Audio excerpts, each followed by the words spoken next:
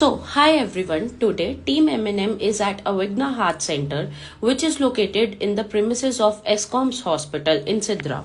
And we are going to interact with the team of interventional cardiologists here, which includes Dr. Varun Gupta, Dr. Neeraj Gupta, and Dr. Amit Kumar Sharma. So, hi sir, how are you? Hello तो sir हम बहुत common questions पूछने वाले हैं related to heart attack. जैसे बहुत commonly people को लगता है कि हम हमें हार्ट अटैक दे are experiencing heart attack, but उन्हें ऐसा फील होता है कि no it's acidity if they are having a chest pain. So आप इस पे क्या कहना चाहेंगे? एक्चुअली लेमन के लिए डिफरेंशिएट कर पाना कि पेन जो है वो गैस के कारण गैस्ट्राइटिस जिसको कहते हैं उसके कारण हार्ट अटैक थोड़ा सा डिफिकल्ट होता है। But if somebody is a smoker, hypertension, diabetic, age more than 60, having symptoms की पेट में दर्द हो रहा है, पीठ में दर्द जा रहा है, जो कि एटिपिकल सिम्टम। आइडियली छाती के बिल्कुल सेंटर में दर्द, बाजू में जाने वाला, जबड़े में जाने वाले को हम कोरिलेट करते हैं कि हार्ट अटैक है। बट उल्टी आ जाना, एकदम से पसीना आ जाना, पेट में दर्द होना, ये भी एटिपिकल सिम्टम्स होते हैं जो कि गैस्ट्राइटिस के साथ ओवरलैप करते हैं। इसके कारण बहुत सारे लोग हार्ट अटैक समझ के हॉस्पिटल पहुंचते हैं और ईसीजी या जो बेसिक टेस्ट हम देखते हैं तो उसमें वो नॉर्मल आता है। लेकिन दैट इज गुड कि हम रूल आउट कर लेते हैं। कुछ लोग अपनी तरफ से उसको गैस्ट्राइटिस मान के पेंटॉप खा लेते हैं या इंजेक्शन लगवा देते हैं या पीने वाली दवाइयां ले लेते हैं कि एक दिन फर्क पड़ गया, अगले दिन वो दोबारा हो गया। तो वो जो टाइम होता है जो कि मसल को बचाने वाला टाइम है, वो बड़े सारे पेशेंट्स में इसके कारण लॉस हो। तो एनी पेशेंट जिसमें कोई भी रिस्क फैक्टर रहता है और उसको ऐसे सिम्टम होते हैं तो उसको रूल आउट नहीं करना चाहिए। एक फिजिशियन को या इमरजेंसी में जाके दिखा के बेसिकली ईसीजी या ड्रॉप जैसे टेस्ट होता है, उससे आपका रूल आउट हो जाता है कि whether you are dealing with any cardiac illness और नॉट। तो उससे आपका ट्रीटमेंट डिले नहीं होता। ट्रीटमेंट डिले नहीं होगा तो हार्ट एज ए पंप को बचाने के चांसेस ज्यादा है। Okay sir. सो आजकल बहुत ज्यादा ये भी हमने र्यूमर सुने हैं कि हार्ट अटैक जो बहुत बढ़ गए हैं recently, it's because of the vaccine Covishield. So आप लोग क्या सोचते हैं इस बारे में?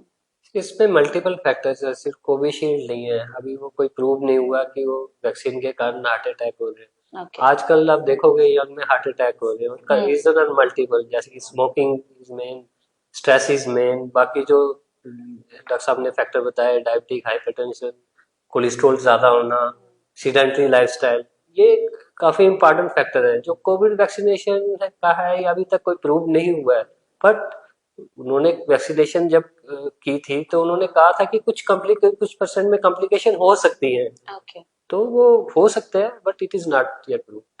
सो जो आजकल ज्यादातर हार्ट अटैक्स एक्सपीरियंस कर रहे हैं in the age of 18 to 45, do you think it's because of they are not having a good lifestyle and they are smokers? Exactly, most important cause is smoking, sedentary lifestyle and eating habits. जो eating habits, जो fast food खाते हैं, जो ज्यादा carbohydrate intake लेते हैं, तो उनमें ज्यादा हम देखते हैं कि हार्ट अटैक हो रहे हैं। Okay, so the first procedure, if in a minor heart attack, is stunting, right? So what do you think कि stunting के बाद आप क्या हमें precautions follow करने चाहिए? First, as Dr. Varun explained that, as you asked about atypical symptom, Yeah. typical symptom, first thing is ECG. It should be available within 10 minutes of chest pain. और कोई near by hospital है या hospital, अगर ECG में कुछ है फिर हम करते हैं कि वेदर पेशेंट अर्ली इंटरवेंशन और डिलेड है, तो उसके बाद हम फिर एंजियोग्राम करते हैं। एंजियोग्राम उसके बाद स्टैंडिंग करते हैं। स्टैंडिंग के बाद कुछ मेडिकेशन हम एक्सप्लेन करते हैं, और जो जैसे कि डॉक्टर नीरज ने बताया कि रिस्क फैक्टर, जो ट्रेडिशनल रिस्क फैक्टर है और non traditional, modifiable, non modifiable, age, sex, gender, genetic, उसको तो आप चेंज नहीं कर सकते। बट जो डायबिटिक है, हाइपरटेंशन है, हाइपरलिपिडेमिया है, स्मोकिंग सिचुएशन है, स्ट्रेस डी स्ट्रेस करना है, सीडेंटरी लाइफस्टाइल आपने उसको चेंज करना है, तो वही सारी चीजें बताते हैं हम पेशेंट को आफ्टर स्टैंडिंग। मैं इसमें कुछ ऐड करूँगा। एंजियोप्लास्टी बहुत ही कॉम्प्लेक्स प्रोसीजर, और उसका टाइम पीरियड हम किस टाइम कर रहे हैं वो बहुत डिसाइड करता है कि पेशेंट आगे कैसे रहेगा। जैसे बहुत सारे लोगों का होता है कि यार हमें कुछ नहीं पड़ गया, अब कैसे जीना है। तो अगर आप एक टाइम पीरियड के अंदर आए जिसमें चेस्ट पेन की ड्यूरेशन कम है, हार्ट एज ए पंप आपका ठीक है, तो जब उसमें स्टेंटिंग होती है तो within few hours patient better हो जाता है। Heart as a pump preserve करने के बाद जो बेसिकली 3 बड़े रिस्क फैक्टर है आगे जाके दिक्कत आने में, जैसे बड़े सारे लोग पूछते हैं कि स्टेंट की लाइफ है, मैं कहता हूँ लाइफ उतनी है जितनी आपकी है। उसमें एक ही क्लॉज है जिसमें कि आप अपने लिए एक सोच रहे हो, if you are smoker, if you are diabetic and if you are non compliant to therapy, then don't come back. Okay, smoking को बंद करना है completely, diabetes has to be controlled very well, and third your compliance, follow up with the doctor, taking the medicine regularly. 2-3 महीने लोग करते हैं, 30 से 4थे महीने के बाद लॉस टू फॉलो होना शुरू होता है। That is the main reason for anybody who behaves in a unwell state post plastic। Post plastic जो हम असेसमेंट करते हैं, आप जैसे स्टैंड को आप एक तरीके से सोच सकते हो, लो है मेटल, जैसे आप साइकिल देखते हो उस पर चेन, जो चेन है उसको आप ग्रीस देते हो so that it keeps in a lubricating fashion. वैसे ही हम उस स्टैंड के लिए ब्लड थिनर्स को यूज करते हैं जो कि उसको लुब्रिकेट की तरह एक्शन करते हैं ताकि वेसल बंद ना हो। जो भी हमारी गाइडलाइंस कहती हैं कि जो स्टेंट का बंद होने का डर होता है वो जैसे जैसे टाइम पीरियड निकलते जाता है कम होता जाता है, लेकिन पहले 3 महीने में वो सबसे ज्यादा रहता है, 12 महीने के बाद वो एक लगभग लेवल पे आ जाता है जैसे बाकी होते हैं। तो उस दौरान हम जो खून पतला करने वाली दवाई जिसको हम एंटीप्लेटलेट्स कहते हैं, उनका यूजेज हम पेशेंट को उसी तरीके से समझाते हैं डिपेंडिंग अपॉन कि कितना करना है। फिर हम जो लाइफस्टाइल आप जिसकी बात कर रहे हो कि 2 हफ्ते बाद बेड रेस्ट, स्टार्टिंग में 5-6 दिन के बाद मोबिलाइज करते हैं, 2-3 हफ्ते बाद डिपेंडिंग अपॉन की पंपिंग एक्शन कैसा है। अगर पंपिंग एक्शन नॉर्मल है, he can start working in a way जिससे पहले वो काम कर रहे थे। स्ट्रेनिंग या ओवर एक्सेसिव वर्क हम अवॉइड करते हैं, and then we can check within 6 months और 1 ईयर स्ट्रेस टेस्टिंग करके, जिसको आप ट्रीटमेंट टेस्टिंग करते हो, टू असेस कि अब कोई सिम्टम है कि नहीं।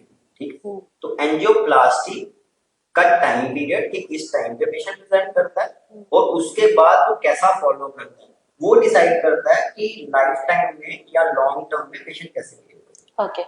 So my last question is going to be कि after angioplasty, तो अगर पेशेंट को कोई भी मेडिकेशन स्टार्ट करनी है, इफ उनको एक नॉर्मल कोल्ड कफ कुछ भी है, so they want to have a antibiotic जो वो एंजियोप्लास्टी से पहले खाते थे, so can they have it और they have to go to a doctor and doctor will tell them कि no, take this, take that? नहीं, they should consult the general physician, because he also know कि जैसे ये running nose की medication ले लेते हैं क्लोरोक्विन, या उससे क्या होता है कि ब्लड प्रेशर सडनली शूट कर देता है। ओके, तो उन चीजों में बाकी जनरल फिजिशियन का जो अगर बाकी- बाकी ना, हमारे इंडिया में जो चीज एक खराब है जिसके कारण अभी स्टडी हुई यही है कि over the counter antibiotic shouldn't be used by layman. आप Yeah, जैसे कह रहे हो कि right. वो एंटीबायोटिक जो ले रहा है वो कैसे ले सकता है जब तक वो किसी को कंसल्ट नहीं करे। First, if somebody has a dental pen, वो अपनी मर्जी से जाता है डेंटिस्ट के पास, ब्लड थिनर चल रहे हैं वो निकाल दे, ब्लीडिंग रुक जाएगी, या पेन किलर दे देंगे, painkiller excess nephrotoxic kidney पे असर करता है, प्रेशर को शूट करता है। Okay. वैसे ही आपके कफ सिरप है वो धड़कन को बढ़ाते हैं, which is not good for the work of the heart. Okay, sir ने बताया कि उनमें ऐसी दवाइयां होती हैं आपकी जो भी Synthetic drugs. उसमें प्रेशर शूट होने का। तो multiple drugs have multiple collaboration with the heart Okay. Drugs. जब बंदा 5-6 दवाइयां खा रहा है और उनमें से ब्लड थिनर्स है, तो उसमें उसको आगे किस तरीके से चलना है, ideally if not to be consulted with a cardiologist, a general physician should assess and people should come forward and say कि I am taking blood thinners। क्योंकि Okay. बहुत बार आपके पास पेशेंट आता है कि डेंटिस्ट को दिखाया था, निकाल दिया, पूंछ भी बंद हो गई, नाक में हो रहा था कुछ एपिस्टेक्सिस हो गया, ब्लीडिंग नहीं रुक रही।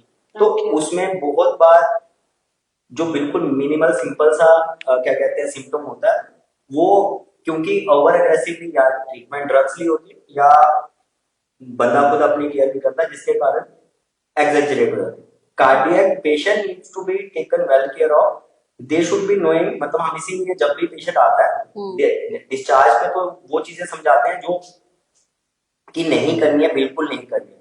जब वो मोबिलिटी करता है तो हम उसको वो चीजें बताते हैं कि हाउ टू प्रोग्रेस इन, अभी इसके बाद कैसे चलेंगे, क्योंकि स्टार्टिंग में वो टाइम मीन्स एवरीथिंग वाली बात है कि 2-2 हफ्ते करके people start feeling good about themselves, they are able to walk, do their normal activities.